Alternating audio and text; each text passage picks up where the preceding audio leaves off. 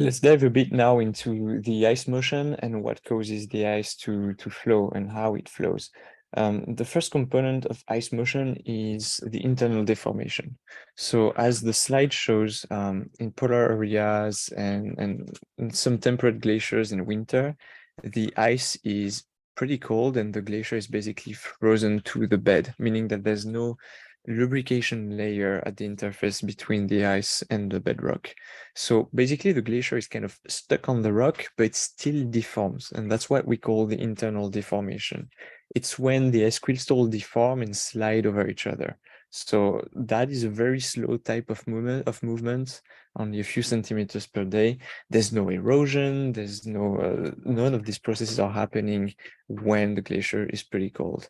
In that case, the thing is that the ice is the fastest in the center of the glacier and near the surface where you have the least amount of friction. So we have two views here of the glacier. Left, we have the view from the side of the glacier, and from the figure on the right shows the glacier from up top. And what you see on the left side is that the closest you go to the bedrock and the slower the ice goes, the slower the ice is, sorry. And as you get closer to the surface, the velocity of the ice increases. And if you look at the figure on the right, the further away you go from the sides of the glaciers, or that rock where you have a lot of friction, and the further away you go from that, the faster the ice is. So the ice is the fastest in the center line of the glacier and at the surface. Now, what caused that internal deformation? Why you have basically this is because of gravity. You have the weight of all the overlying ice of the fern and the snow layers, and all of that is pulling down the glacier. The glacier is pulled by its own weight downslope, and you have different factors that are going to impact the ice velocity in that configuration. The temperature of the ice will impact the ice velocities, but also the water content, how thick your glacier is, and how steep the slope on which the glacier is. So yeah, if you increase the slope, very steep mountain, the glacier is going to go faster. If the glacier is thicker, that's a bit more complicated, but it might be faster as well. If you have water content, meaning that you lubricate kind of all that, then it will go faster, and the warmer the ice is, the faster it will be. So the ice really deforms. The ice is a solid, but on long time scales, it behaves like a liquid or some kind of very viscous liquid, like we saw in previous lectures. And you can compare that to honey, kind of very viscous. You can see the motion of the liquid directly, and yeah, that kind of velocity profile for those who are interested in that looks a lot like what you have in rivers. Rivers, you have the exact same story, a lot of friction at the bottom of the river because it's rubbing against the floor or against the river bed, and therefore the water goes slower there. So now let's introduce another notion, that is basal sliding. So as I said, internal motion is the main mode of motion for polar glaciers or very cold glacier, very cold ice when it's frozen to the bed. But basal sliding happens when the ice is temperate, and therefore you have a very thin layer of water at the interface between the ice and the rock. So the thing is that this thin layer will kind of modify your velocity profile. It's not that the ice doesn't move at the bottom of the glacier. Now it actually has some velocity that is allowed, some movement is allowed, and it will change how your glacier moves. We have mainly three configurations for basal sliding. So let's consider that your glacier is over some kind of till, which is like some soft sediment that is very deformable. And the till is sediment that is eroded by the glacier and that is underlying the glacier.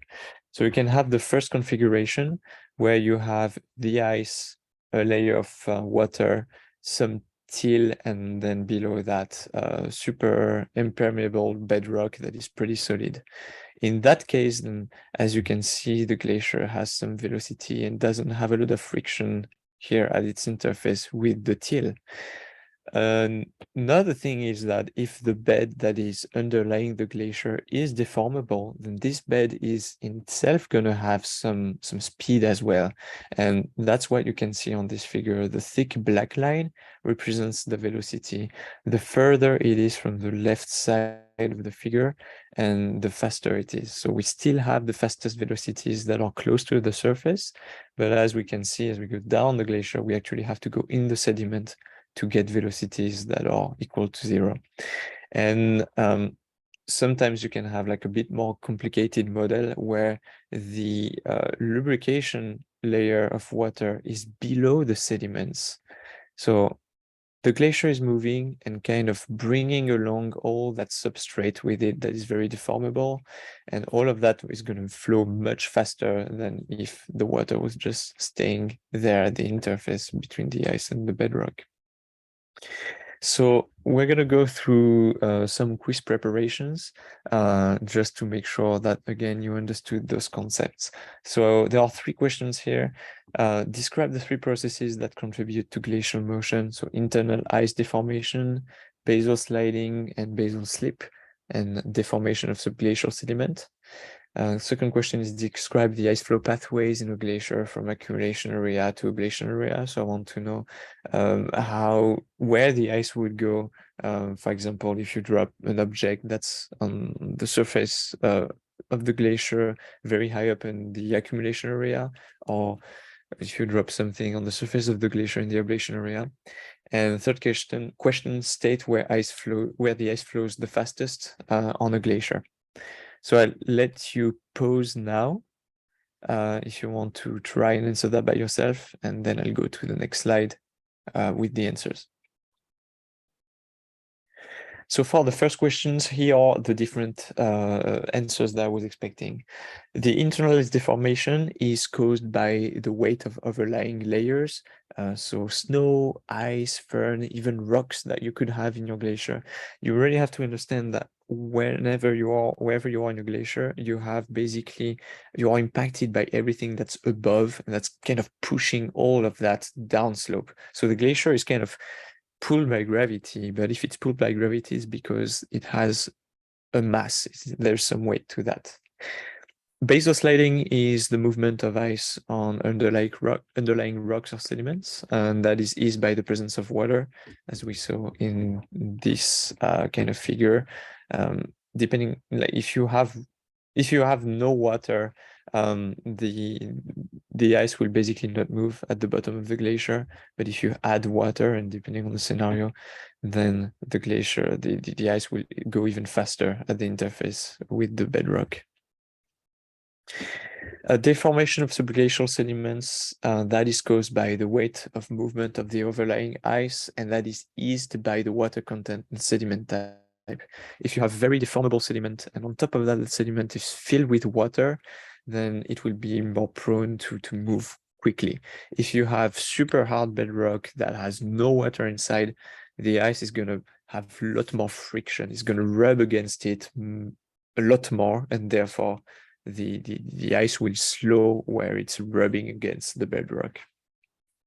The answer to the second question is that the higher up on the glacier, the snow is buried, and the further down and deeper it will travel throughout the glacier.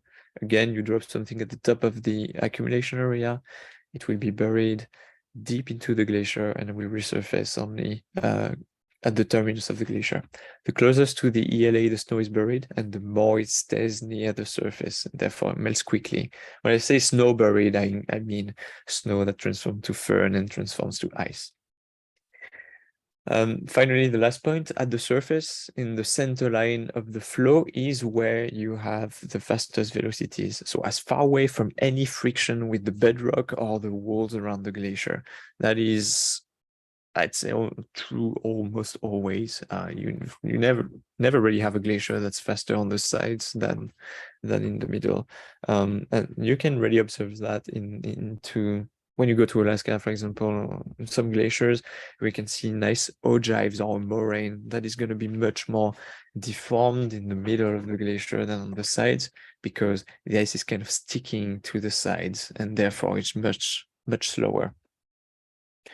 Another quiz prep, which of these analogies best describe the internal deformation of a glacier? So if you have the choice between a piece of glass that we push until it breaks, molasses flowing down an inclined plane, a toy car rolling down a hill, or a slinky.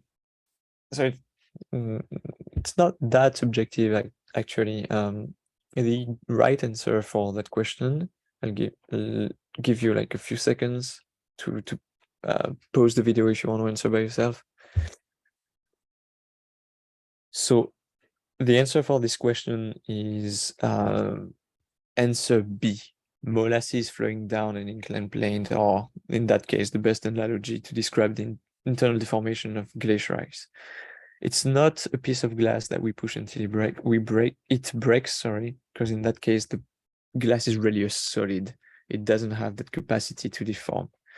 It's not a toy car rolling down a hill, because the glacier still has some, it has some integrity in the material. It's not that it starts sliding and everything collapses behind. There is some, it has some capacity to remain as a solid, but that deforms. So it's not a toy car rolling downhill.